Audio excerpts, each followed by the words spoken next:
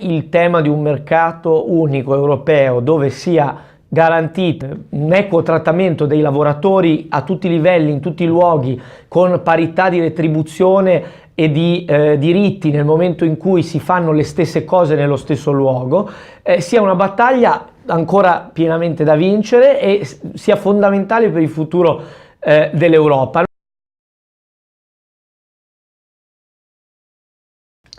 Io sono stato eletto al Parlamento europeo dopo un percorso di militanza politica fin dalle scuole superiori, occupandomi molto di giovani, di diritti, di lavoro, anche di rapporti politici internazionali con movimenti giovanili. Non posso dimenticare per esempio di aver partecipato alle prime proteste di giovani contro il governo ungherese di Orban, quando anche se ne parlava poco, penso in Italia.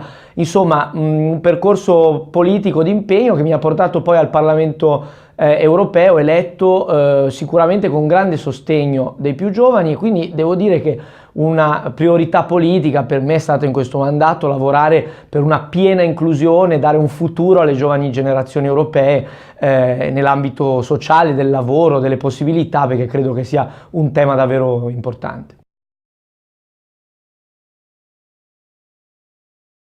Io credo che senza dubbio questo mandato abbia segnato dei passi avanti importanti per i giovani europei, in quanto abbiamo perfezionato, allargato, rafforzato in termini di denaro, ma anche investito, ma anche di regole di funzionamento, i programmi di inserimento lavorativo dei giovani come Garanzia Giovani, che necessitava dopo una fase sperimentale di essere aggiustata. Lo abbiamo fatto, sono fiducioso che funzionerà sempre meglio nel futuro.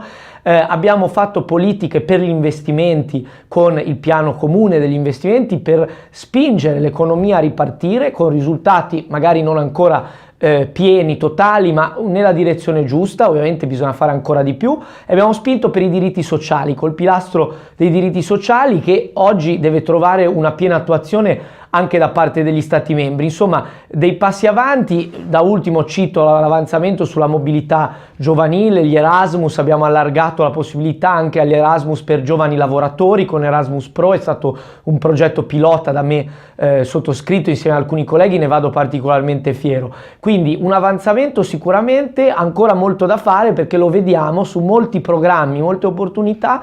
I giovani inattivi di lungo periodo, i cosiddetti NEET, sono quelli che spesso fanno più fatica a essere raggiunti, e quindi quei giovani che più avrebbero bisogno delle opportunità europee, che sono molte, le abbiamo anche aumentate, come dicevo, spesso chi ne ha più bisogno non viene raggiunto, non viene trovato, e quindi questo è veramente una sfida che ancora è da vincere. Quei ragazzi che non credono nelle istituzioni perché non trovano un aiuto da noi hanno bisogno di essere invece raggiunti con più efficacia dalle opportunità dell'Europa.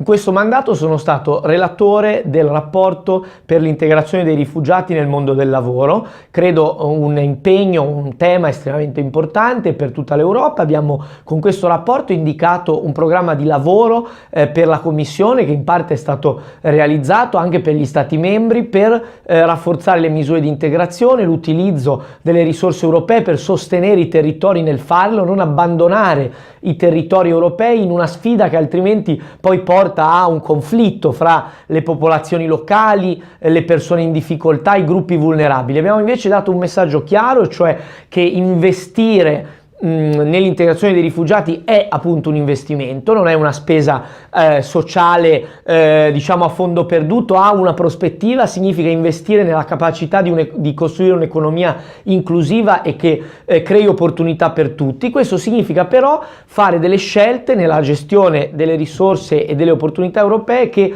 non mettano le persone le une contro gli altri. Abbiamo bisogno di programmi europei più forti su questo. Una cosa di cui vado molto orgoglioso è aver spinto per il nuovo Fondo Sociale Europeo, modificando la proposta originaria della Commissione Europea, per inserire un sostegno diretto attraverso il fondo EASY, dentro il Fondo Sociale, per l'integrazione dei rifugiati e dei migranti, sostenendo le migliori esperienze sul territorio. Questo anche a livello per esempio italiano è stato sostenuto con forza dall'ANCI, l'Associazione dei Comuni, per dare uno strumento strumento di sostegno diretto che non crei quella difficoltà di dover utilizzare i fondi regionali, ma avere uno strumento per cui, se si vanno a creare occasioni e strumenti di integrazione efficaci, si possa avere un sostegno dall'Europa che sia aggiuntivo e veramente forte.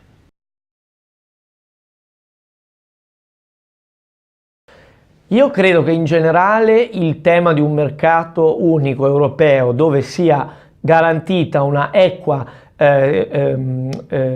equo trattamento dei lavoratori a tutti i livelli, in tutti i luoghi, con parità di retribuzione e di diritti nel momento in cui si fanno le stesse cose nello stesso luogo, sia una battaglia ancora pienamente da vincere e sia fondamentale per il futuro dell'Europa. Noi abbiamo modificato le regole, per esempio, sul distacco, per non creare situazioni abusive di utilizzo di lavoratori di altri paesi comunitari nei vari paesi, per esempio in Italia una situazione che toccava il settore dell'autotrasporto, dell'agricoltura, dell'edilizia, con lavoratori di alcuni paesi comunitari dell'est. Abbiamo fatto un lavoro per rendere questi abusi non più possibili e abbiamo lavorato affinché proprio sul tema dei contratti a tempo determinato e diciamo in generale la selva dei lavori precari, con la direttiva su le condizioni prevedibili e trasparenti di lavoro,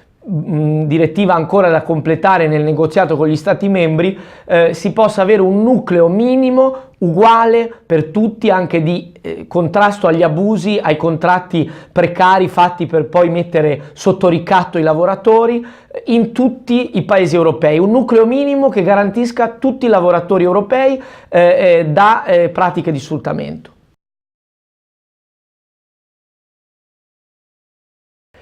Io credo sia sempre importante votare, questa volta in particolare, in quanto non c'è dubbio che decidiamo il futuro dell'Unione Europea con questo voto, una decisione sulla anche la direzione di marcia che vogliamo prendere, se andare avanti in una forma di integrazione comune, risolvendo anche le nostre contraddizioni, oppure fare dei passi indietro. È una scelta che deve essere nelle mani anche degli elettori. Ovviamente, come è logico che sia in una democrazia.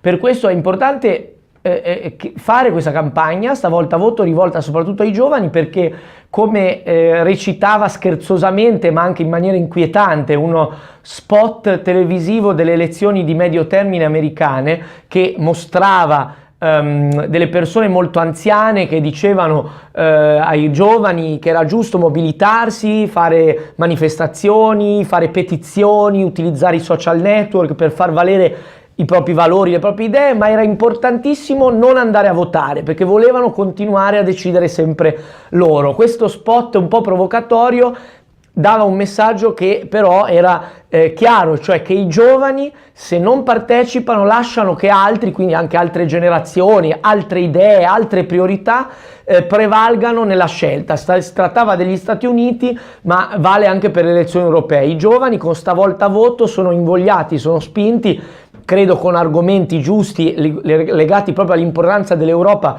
per il futuro delle giovani generazioni, a partecipare. Se non si partecipa, la politica si occuperà sempre meno dei giovani, i giovani si allontaneranno sempre di più. Bisogna spezzare questo circolo vizioso e costruire invece uno virtuoso di partecipazione e protagonismo di tutti gli elettori, in primis di quelli più giovani, i nuovi cittadini europei.